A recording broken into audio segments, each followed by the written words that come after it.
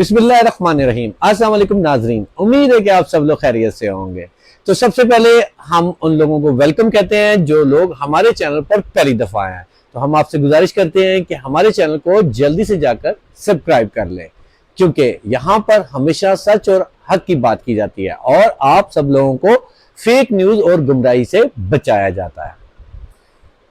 तो नाजरीन, आज की वीडियो जो है वो थोड़ी सी अहम है और थोड़ी सी शॉर्ट है, क्योंकि मैं आप लोगों को कुछ चीज़ें बताना चाहता हूं ताकि आने वाले वक्त में जो वीडियोस अभी से आना शुरू हो गई हैं सोशल मीडिया में, मैं चाहता हूं कि मैं आप लोगों को पहले से ही अवेयरनेस दे दूं ताकि आप उन चीज़ों से बच जाएं।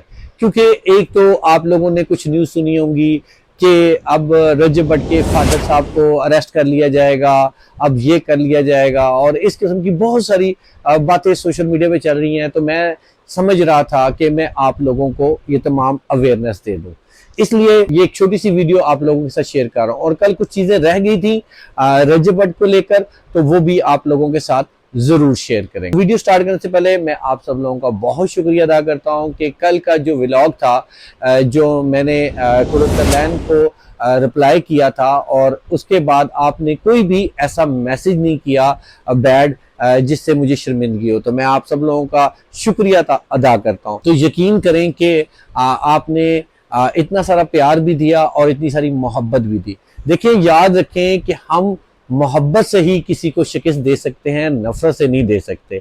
और ये जो मैं आप लोगों को एजुकेट भी करता हूं और आप लोगों को गाइड भी करता हूं। देखिए, एक बड़ी अहम बात है, आप सब लोग ये बात बखूबी जानते हैं, अगर कोई शख्स बुराई कर रहा हो या गाली गलौज भी कर रहा हो और हम अपना प्यार दिखाने के लिए उसके चैनल पर जाकर उसको कोई गाली गलौज कर देते हैं, तो उसमें और हम में कोई फर्क नहीं रहता। मेरा ख्याल है हम सब लोगों को इन जगहों से, ऐसी बातों से दूर ही रहना चाहिए और इग्नोर करना चाहिए। और अगर आपने मैसेज भी करना है तो आप इतने प्यार के साथ मैसेज करें कि अगला बंदा जो है वो शर्मिंदा भी हो।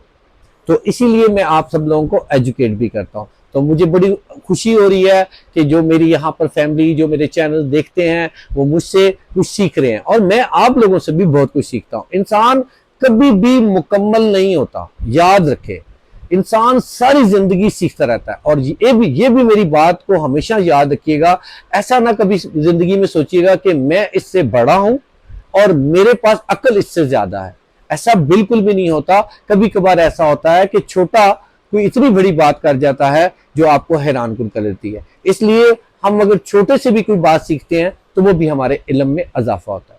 तो आप सब लोगों का बहुत शुक्रिया।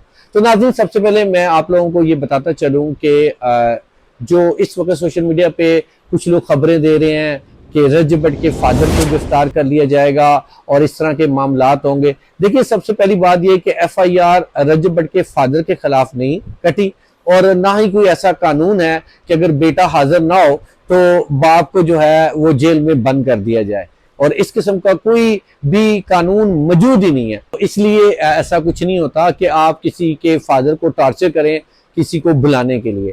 तो इस किस्म की खबरें भी चलेंगी, वो सब बेबुनियाद हैं और ऐसा कुछ भी नहीं। आपने ब्लॉग भी देखे होंगे कि रजब भट्ट का जो है बेबी, उनकी झंड भी कर दी गई है और किस तरह खुशियां मनाई जा रही हैं और सब लोग बहुत खुश हैं। लेकिन माँ जो है वो अपने बेटे को कितना मिस कर रही है। ये बाप की पहली खुशियां हैं जिससे वो महरूम है, और यकीनन वो सब लोग मिस करते हैं और आप लोग भी बहुत ज्यादा मिस करते हैं।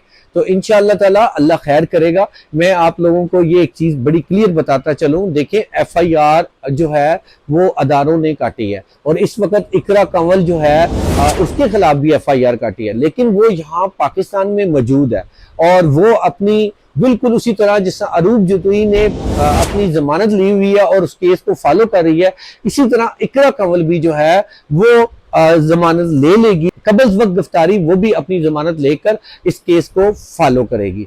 तो अगर रजब भट्ट के ऊपर मजहबी केस ना हुए होते और रजब भट्ट अगर दुबई ना गए होते और यहाँ मौजूद होते और यही सारा मामला होता, तो यकीनन रजब भट्ट जो है उनकी टीम भी उनके लिए जमानत ले लेती और वो भी इसी तरीके से अपने केस को इजीली फॉलो कर सकते थे। लेकिन रजब भट्ट जो है वो तो आपको पता है कि वो मजहबी केस के हवाले से, और बाद में ये तमाम केसेस हुए।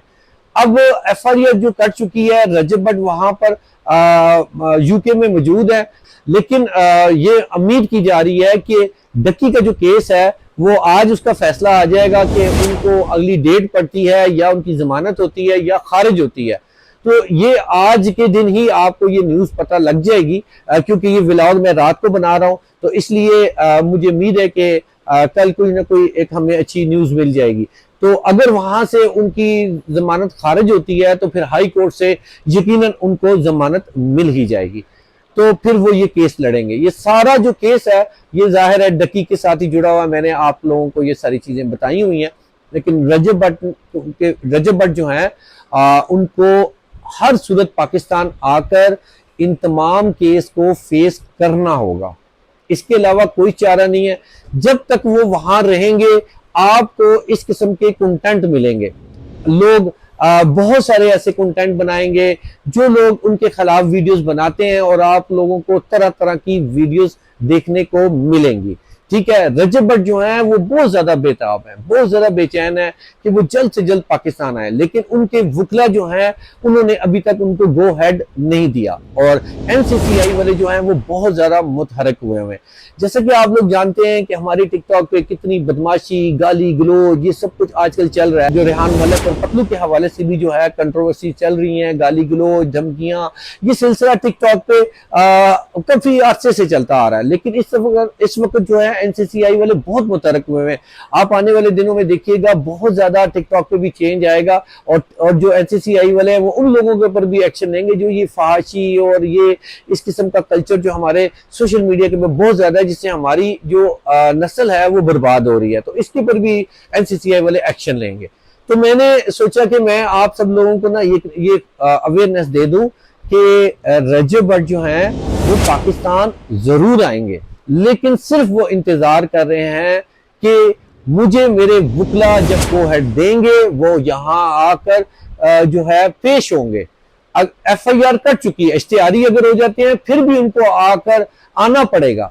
ऐसा नहीं होगा कि केस खत्म हो जाएगा, चाहे वो यूके में ही पक्के पक्के सेटल्ड हो जाए, लेकिन जब भी उन्हें पाकिस्तान आना होगा ये केस मौजूद रहेगा, ये कभी खत्म नहीं होगा। ये रजब भट्ट बहुत अच्छी तरह जानते हैं और रजब भट्ट पाकिस्तान के बगैर नहीं रह सकते। इतनी देर अब यूके रहना इतना मुमकिन नहीं है, तो इसलिए सिर्फ उनके वकला जो है वो रोजाना मशवरा करते हैं। डक्की का केस भी बड़ा इंपॉर्टेंट है और एनसीसीआई वाले खाली सिर्फ रजब भट्ट के पीछे नहीं पड़े हुए, बल्कि वो इकरा कंवल और नानी वाला और पता नहीं कितने ऐसे इन्फ्लुएंसर हैं उनके पीछे भी पड़े हुए हैं। और अनस अली आपको पता है उनके हवाले से भी, और जिन जिन लोगों ने वो उस ऐप के ऊपर काम किया है वो लोग इनकी गिरफ्त में आ रहे हैं और बहुत सारे ऐसे लोगों ने पैसे कमाए। देखिए नाज़रीन, सबसे इंपॉर्टेंट बात यह है कि जितने भी आप इन्फ्लुएंसर देखते हैं जो टिकटॉक पे आते हैं, यूट्यूब पे आते हैं, वो सिर्फ एक पैसे कमाने के लिए आते हैं। वो अपना कंटेंट बनाते हैं ताकि हमें पैसे आए, हम अपने हालात को बेहतर कर सकें। और जब इस तरह की ऐप आए और वो जब इतनी बड़ी ऑफर करे और वो यूट्यूब से डबल ट्रिपल ऑफर करे, तो यकीनन देखते देखते हर इन्फ्लुएंसर इसके अंदर थी। लेकिन वो चीज है गलत थी, यानी कि वो जुआ था, जुए की ऐप थी। लेकिन क्या थी, किस चीज की कमी थी? सिर्फ अवेयरनेस की कमी थी। अगर ये कानून बना होता तो ये लोग कभी भी उसको प्रमोट नहीं करते। अब उन्होंने उससे तो बेबहा दौलत कमा ली और बहुत पैसा कमा लिया, लेकिन अब वही उनके जो है गले की हड्डी बन गया हुआ है और उनके लिए ये इतनी सारी प्रॉब्लम हो चुकी हुई है। रजब भट्ट को जो है जाहिर है वो तमाम चीजें फेस करनी पड़ेंगी और उनको पाकिस्तान आना पड़ेगा। तो इसलिए जो फेक न्यूज का बाजार है ना वो बहुत ज्यादा गर्म होगा और तनकीद भी होगी। आप लोगों को कोई जरूरत नहीं है कहीं जाके अपना नफरत का इजहार करें, आप लोगों को परेशान भी नहीं हो। तो इसलिए मैंने सोचा कि मैं छोटी सी वीडियो आप लोगों के लिए बना दूं और ताकि आप लोग ज़हनी तौर पर बिल्कुल तैयार रहें कि इस तरह की बड़ी फेक न्यूज़ आएंगी। और आप लोगों के प्यार का, मोहब्बत का बहुत शुक्रिया। मुझे इस उम्मीद के साथ इजाज़त दीजिएगा। अल्लाह।